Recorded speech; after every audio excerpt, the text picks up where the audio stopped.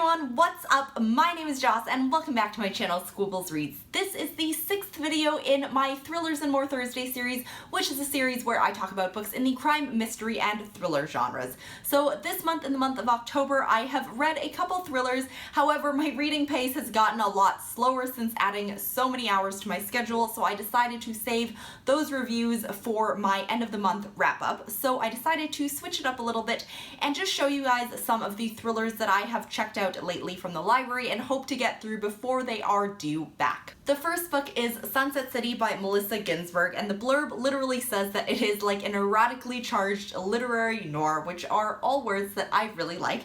This book is about two best friends, Danielle and Charlotte, and Danielle has made some choices surrounding her drug addiction that have ended up in her being arrested and put in prison for 4 years. She gets out after 4 years and she and Charlotte reconnect, but one day a detective finds Danielle's body murdered in Charlotte's apartment. And now Charlotte is trying to pick up the pieces and go through her grief and also try and find out what exactly happened to Danielle. I also have Dear Mr. M by Herman Koch. This is about an author whose name is Mr. M, and he had one very popular crime fiction book. He hasn't really been all that successful since that first book, and on top of that, he has a neighbor that has been really creepy and super interested and obsessed with what Mr. M is doing. There is some weird connection between the neighbor and the first super popular book, and the whole mystery surrounds whether there is some truth to the supposedly fictional novel. And that is what The Neighbor is trying to expose, I believe. I also have Marked for Life by Emily Shep. Our protagonist and prosecutor, her name is Jana Berzelius, and she is trying to solve the murder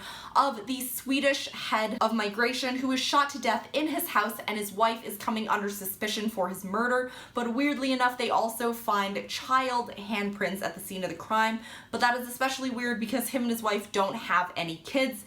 Later on, they find the body of a preteen somewhere along the beach, I believe, and in that preteen's vicinity is the gun that killed the Swedish official. I read a review saying that in this book Jana has no love interest, which I think is totally good because a lot of times crime novels tend to try and cast suspicion around our lead detectives love interest and their close family and friends, and that is something that sometimes works and sometimes does not work for me. So personally, I am really looking forward to this. I also borrowed The Silent Dead by Tetsuya Honda. We have our police lieutenant Riko Himekawa, who is the head of the police force in Tokyo. It is super rare, I believe, to have a young female lieutenant because she has no political and family ties in the city of Tokyo. She is also assigned to a brutal murder case, which is not really often seen. It happened in a quiet suburban community, and after that 11 more bodies are found that are wrapped in the same type of plastic that the first body was found in. It is somehow tied to this dark internet community that's called Strawberry Night, and I believe that somehow Riko finds out that she is her killer's next target. So that's not good. The last thriller that I borrowed was Before the Fall by Noah Hawley. This is a book that I heard about on All the Books, which is a book riot podcast. One day I will get through a video without saying that, but seriously, that podcast is awesome.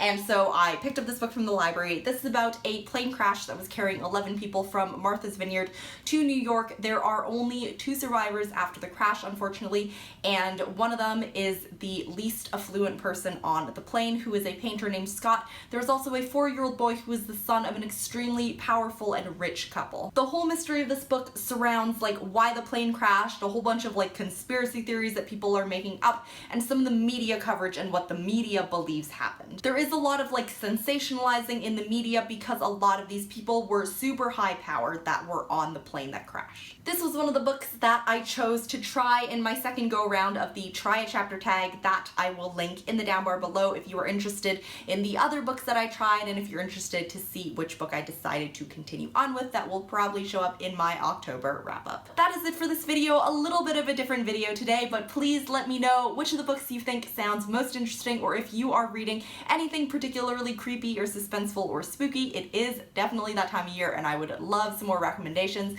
Thank you so much for watching, and I will see you in the next one. Goodbye!